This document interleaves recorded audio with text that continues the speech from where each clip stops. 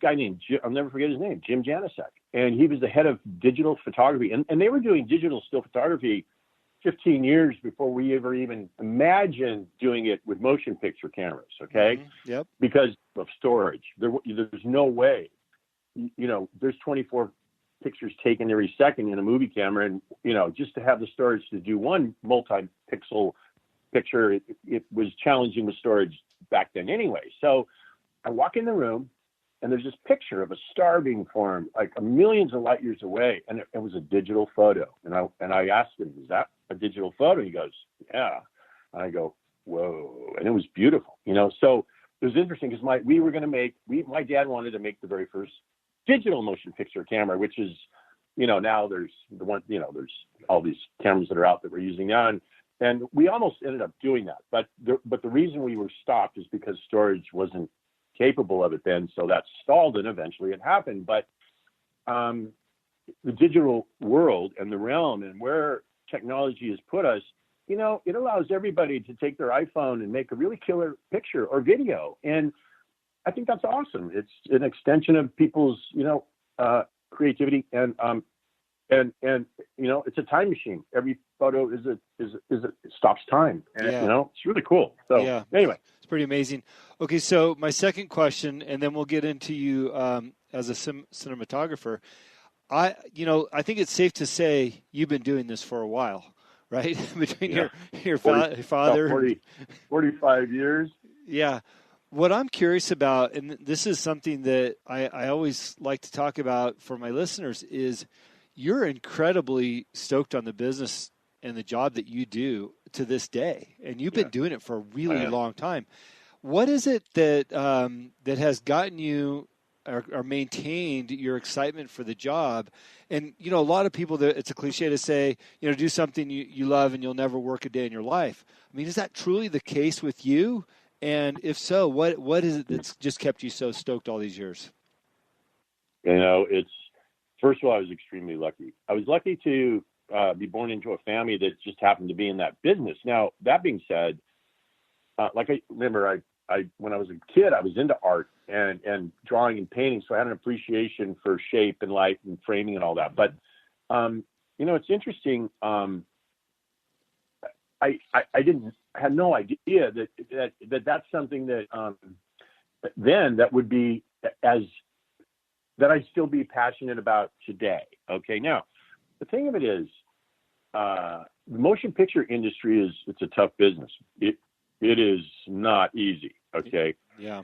And it's as my dad used to say again, it's casual employment. And you don't base your lifestyle on your weekly paycheck. You base it on your yearly paycheck, because you may work a few weeks and you may be off a week, and there's a certain reality to all that. So it's competitive, and it's there's a whole bunch of things. So it's a tough business, but if you're making something, you're part of something. There's two reasons why I love it. At the end of the day, you've created something that you're sharing with an audience and with the world, and they're buying it. So you're getting satisfaction from your efforts as a artist and a technician, and that's very rewarding. That people like what you do, they appreciate what you do. We all need that, I think, in life. And then it's how can I say this? Maybe it's even more philosophical in some ways. Yeah. It's look, we travel. We're circus people. We travel all over the world. I've worked all over the world. I've worked in the nicest of places and the shittiest of places. And no matter, and then when you go on location, you end up being a part of that culture in that town. Even even if it's another town in America, if you go through the United States, different states and cities are like different countries almost, if you really think about it in the terms of the culture of each of these areas. And you're a semi-local for a few months, 3, 4, 5 months, sometimes. And you get that experience, you get that life experience. And I've got more stories that more stories, that are almost imaginable, and you take those with you through life. So there's that as well. And what I gained and had gained as I became more successful as a cinematographer. Well, finally, I was making enough money that I got a business manager, and he incorporated me, and I had to name my corporation. And I called it. It is still to this day called Balancio. I'm Italian heritage, and I threw a little Italian like slant at it. Uh-huh. But Balancio Inc. And it's about balance in life and balance with light. The balance of light in a picture is what makes a picture ultimately. How you balance the lights, the darks, the colors, the shades, how you balance all that in each picture is what ultimately denotes the values, the entertainment value, the emotional value, the psychological value of each picture. And that's why I named it that. And I think that, there's just a certain amount of cool balance in life that I've learned from it, and it still drives my passion, if that makes any sense at all. Yeah, so you're taking the application of what you do at work and also applying it into your life when you talk about that balance. We talked a little bit about you being down in San Clemente. We know surfing's a big part of your life, and you sought to be in a better culture for that, so you moved from LA to San Clemente. And I think that's kind of proof right there that you were seeking balance in your life, just like you do in your career. Absolutely, and I pay a cost for it. I mean, I'm now I direct movies, and I've been doing that for the past 6 years straight. I haven't shot since then, really, except for one. I did one thing as a favor to James Wan for a movie called The Conjuring 2. I shot the nun stuff for that because his cameraman wasn't available. But other than that, I've been directing. We can talk about that afterwards. But moving down here, I still have to do business in Los Angeles. And for a while, I would stay at, friends' houses in their extra bedrooms or in their back house or whatever. And that was so cool. It was fun hanging out with them. And I've even had to get a house. I've been in a house for a year or so, whatever. So being so far away, because you can't commute from San Clemente to LA, it's pretty.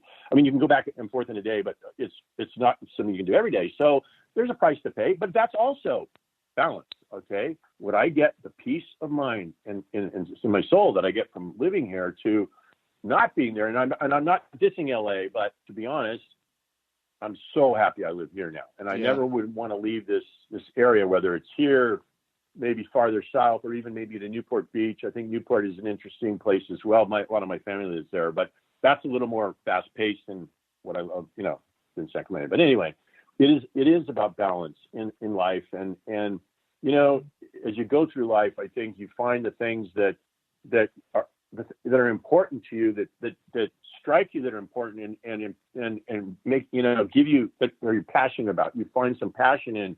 And you make a road or a path to follow those things, and fit them in the balance into the rest of your life, sort of, if that makes sense. And surfing's one of those things. I love to paddle stand-up surf. And randomly, I like to drink tequila. Okay.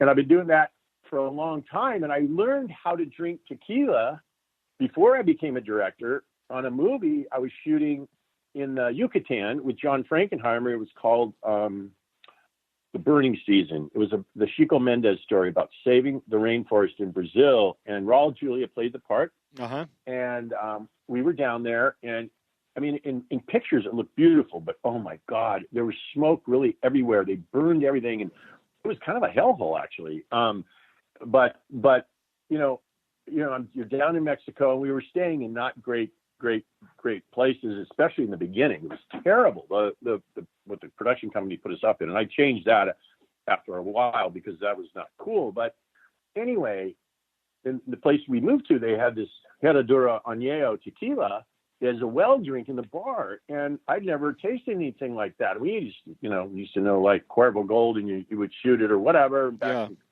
college or whatever, and it was the well drink. And I learned how to drink that just on the rocks and sip it, and it was like, oh my God, this stuff is great.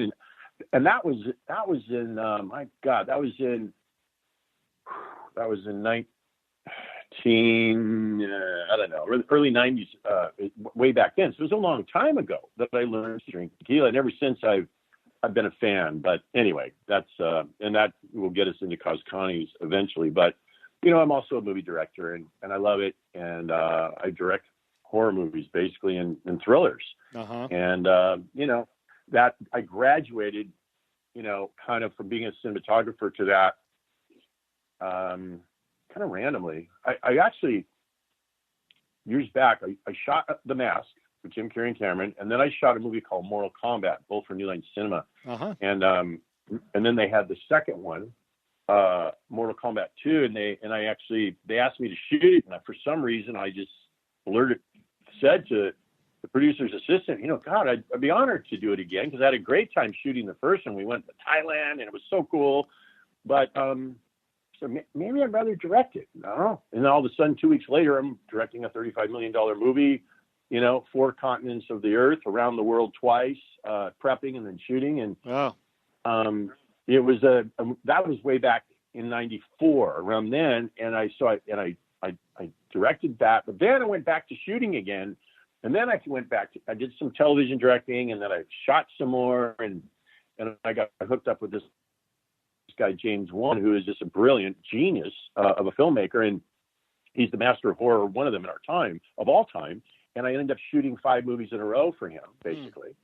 And then after, which was Dead Silence, I did then Death Sentence, Insidious 1, Insidious 2, The Conjuring, and The Conjuring.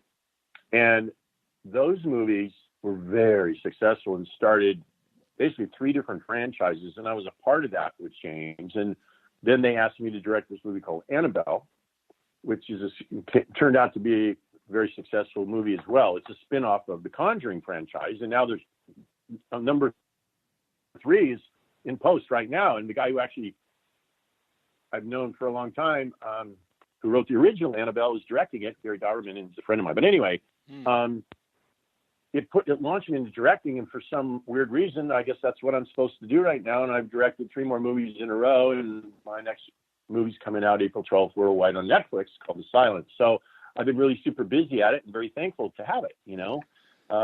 Crazy.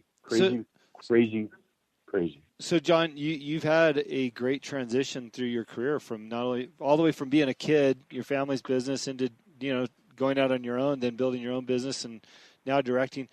Do you have advice for people that, you know, maybe this is something they aspire to do and they're considering it? Any advice for people out there?